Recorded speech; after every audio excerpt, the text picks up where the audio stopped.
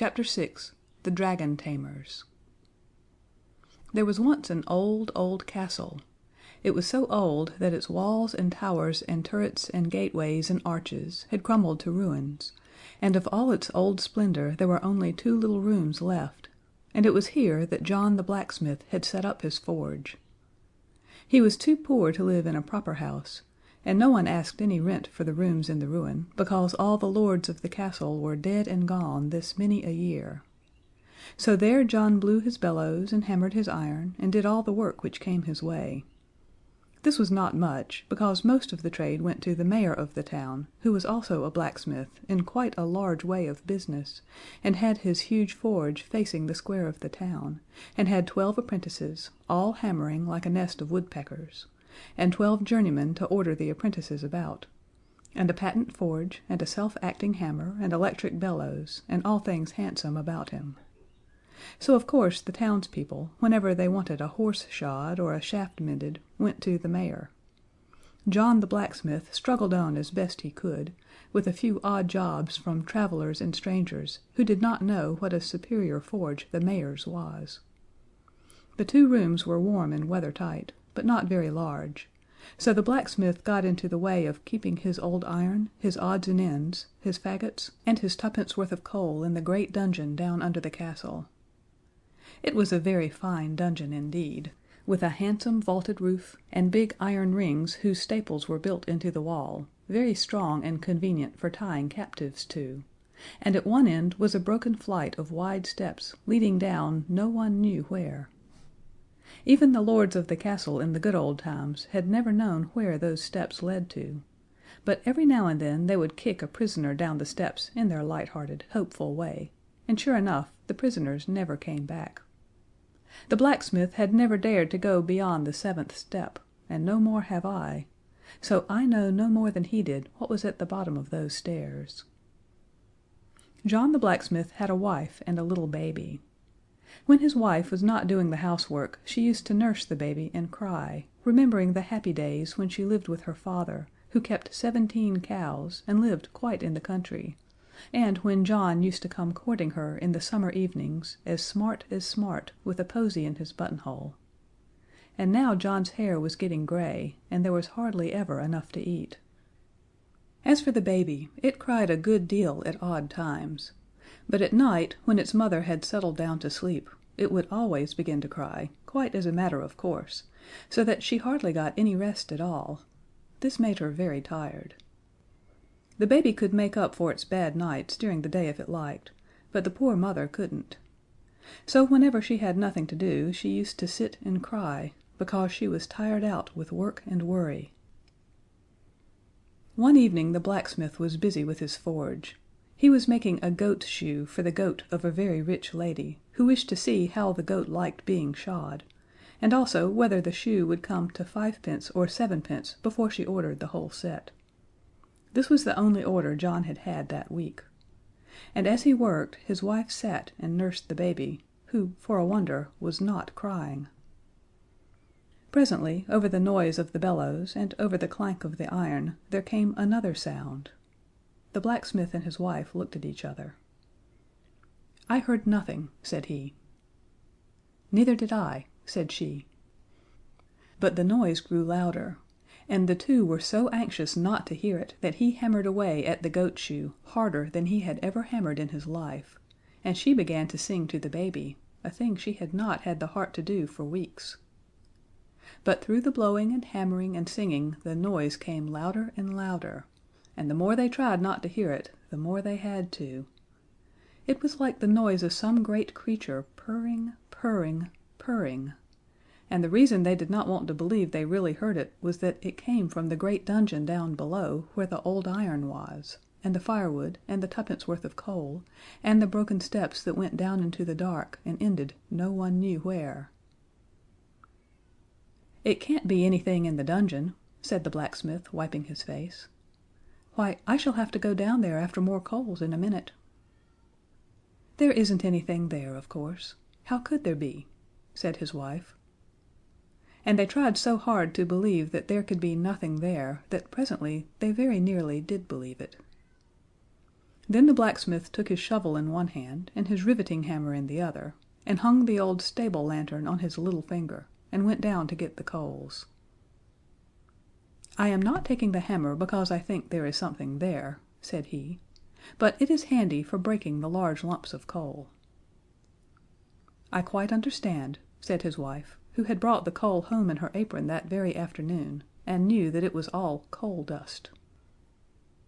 So he went down the winding stairs to the dungeon, and stood at the bottom of the steps, holding the lantern above his head just to see that the dungeon really was empty as usual.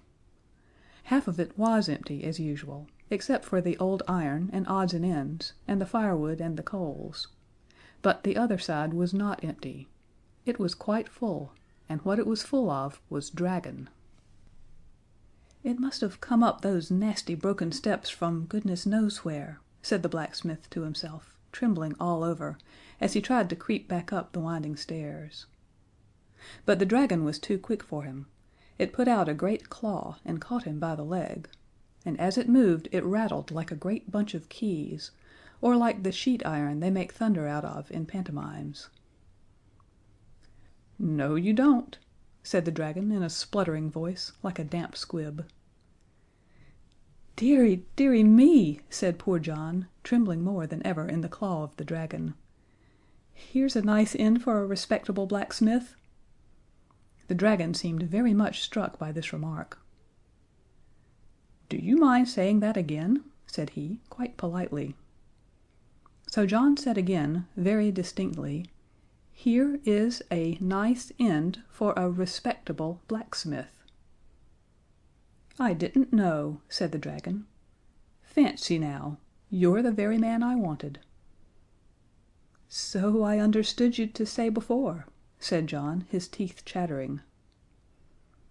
"Oh, I don't mean what you mean," said the dragon, "but I should like you to do a job for me.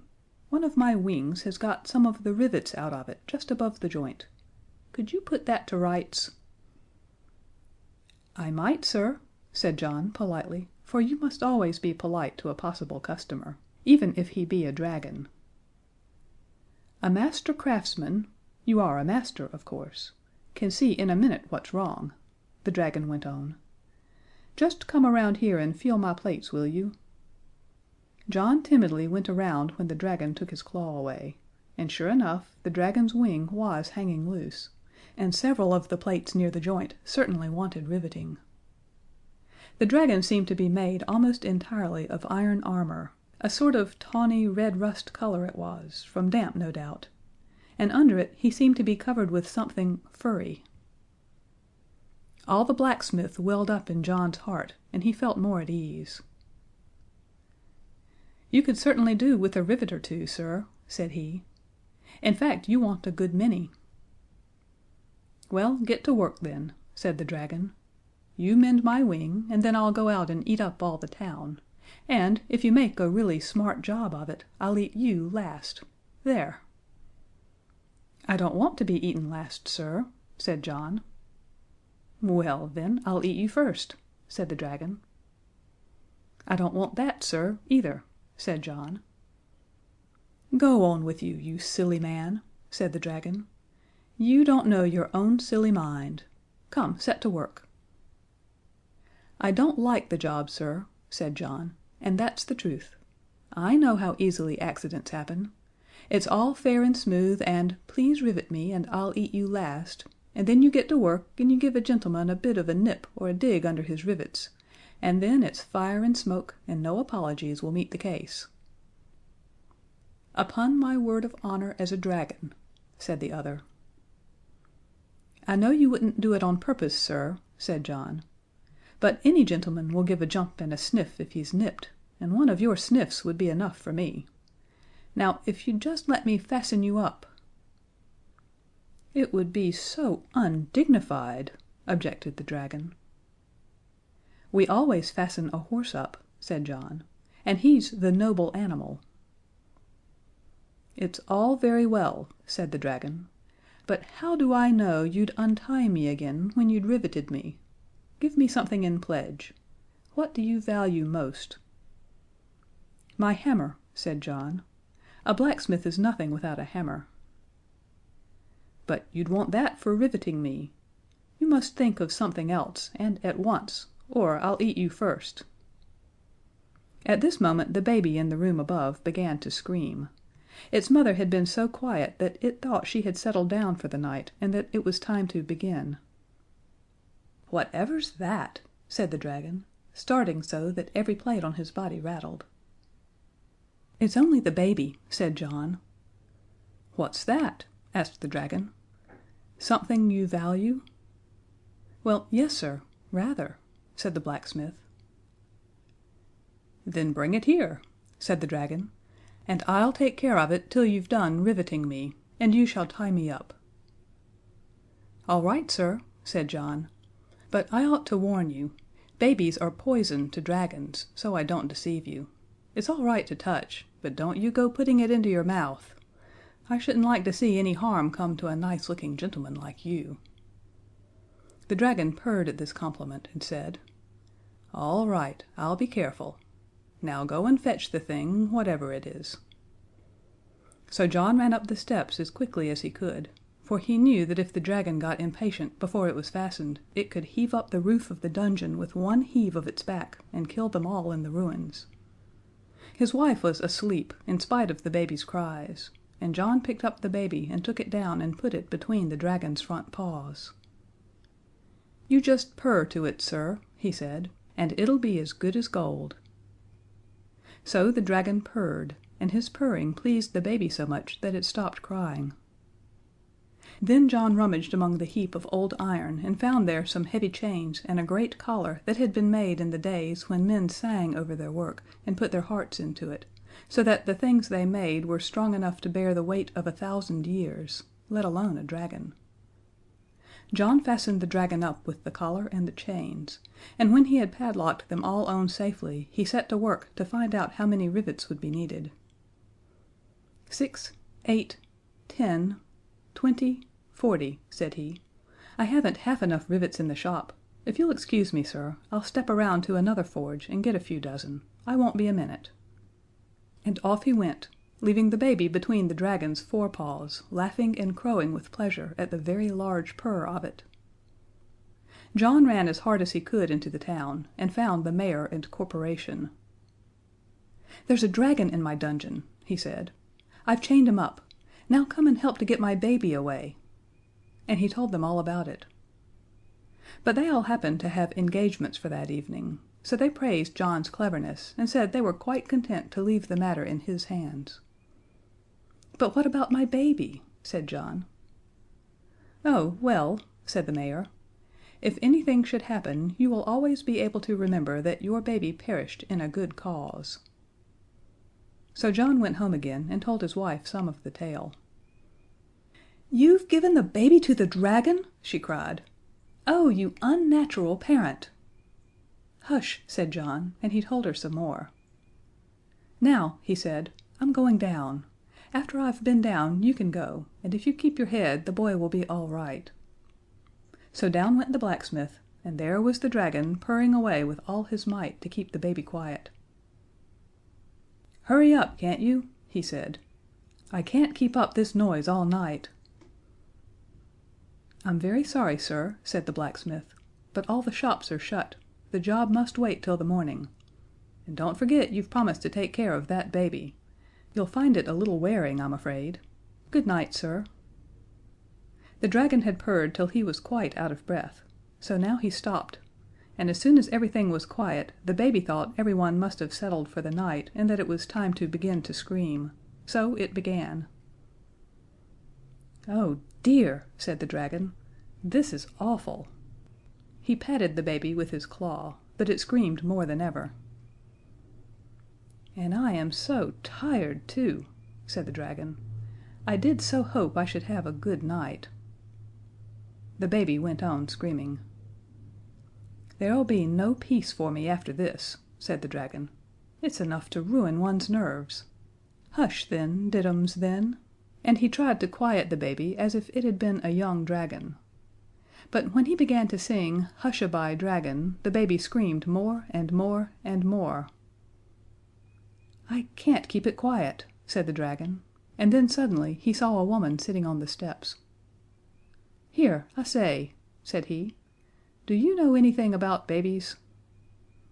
"I do, a little," said the mother. "Then I wish you'd take this one and let me get some sleep," said the dragon, yawning. "You can bring it back in the morning before the blacksmith comes." So the mother picked up the baby and took it upstairs and told her husband, and they went to bed happy, for they had caught the dragon and saved the baby.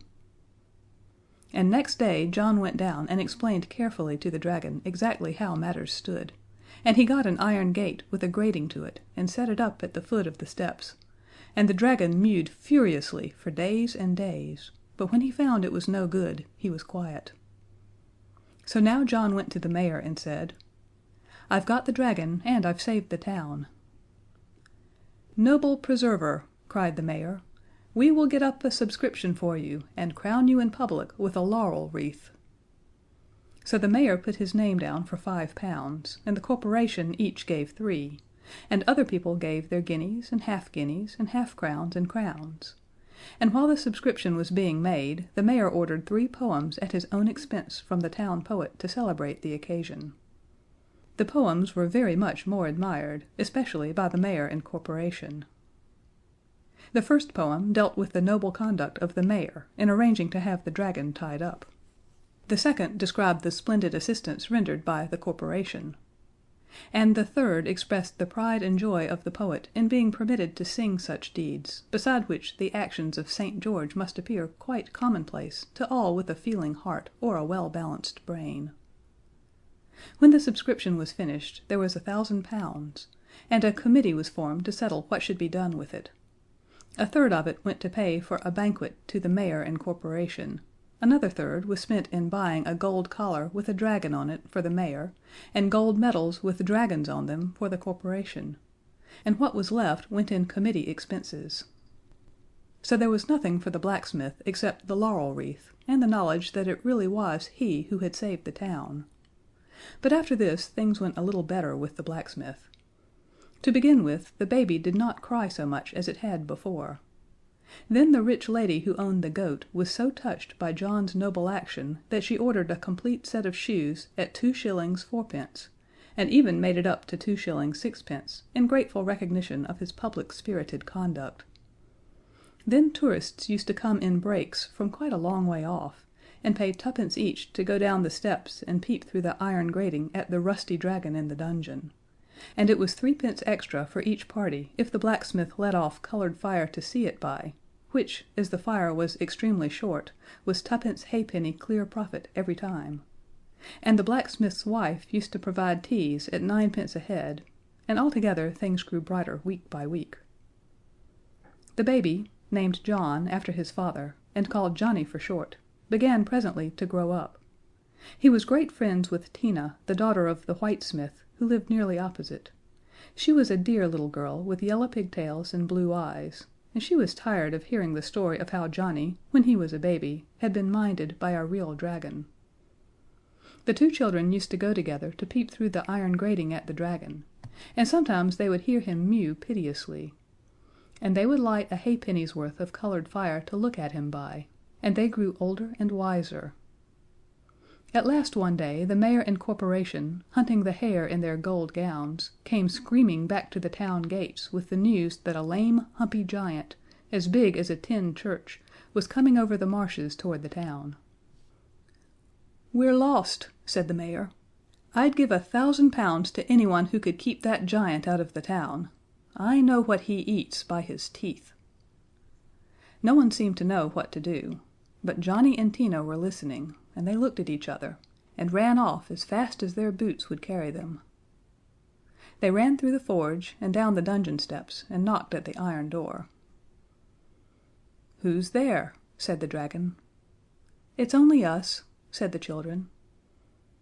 And the dragon was so dull from having been alone for 10 years that he said, "Come in, dears." "You won't hurt us, or breathe fire at us, or anything?" asked Tina. And the dragon said, "Not for worlds." So they went in and talked to him, and told him what the weather was like outside, and what there was in the papers, and at last Johnny said, "There's a lame giant in the town. He wants you." "Does he?" said the dragon, showing his teeth. "If only I were out of this." "If we let you loose, you might manage to run away before he could catch you." "Yes, I might," answered the dragon, "but then again, I mightn't." "Why, you'd never fight him," said Tina. "No," said the dragon, "I'm all for peace, I am. You let me out and you'll see." So the children loosed the dragon from the chains and the collar, and he broke down one end of the dungeon and went out, only pausing at the forge door to get the blacksmith to rivet his wing. He met the lame giant at the gate of the town, and the giant banged on the dragon with his club as if he were banging an iron foundry, and the dragon behaved like a smelting works, all fire and smoke. It was a fearful sight, and people watched it from a distance, falling off their legs with the shock of every bang, but always getting up to look again. At last the dragon won, and the giant sneaked away across the marshes, and the dragon, who was very tired, went home to sleep, announcing his intention of eating the town in the morning. He went back into his old dungeon because he was a stranger in the town and he did not know of any other respectable lodging. Then Tina and Johnny went to the mayor and corporation and said, "The giant is settled. Please give us the £1000 reward." But the mayor said, "No, no, my boy. It is not you who have settled the giant. It is the dragon. I suppose you have chained him up again? When he comes to claim the reward, he shall have it." "He isn't chained up yet," said Johnny. "Shall I send him to claim the reward?" But the mayor said he need not trouble, and now he offered £1000 to anyone who would get the dragon chained up again. "I don't trust you," said Johnny. "Look how you treated my father when he chained up the dragon." But the people who were listening at the door interrupted, and said that if Johnny could fasten up the dragon again they would turn out the mayor and let Johnny be mayor in his place, for they had been dissatisfied with the mayor for some time, and thought they would like a change. So Johnny said, "Done," and off he went, hand in hand with Tina, and they called on all their little friends and said, "Will you help us to save the town?" And all the children said, "Yes, of course we will. What fun!"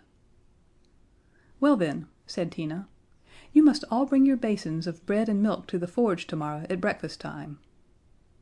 "And if ever I am mayor," said Johnny, "I will give a banquet, and you shall be invited, and we'll have nothing but sweet things from beginning to end." All the children promised, and next morning Tina and Johnny rolled their big washing tub down the winding stair. "What's that noise?" asked the dragon. "It's only a big giant breathing," said Tina. "He's gone by now."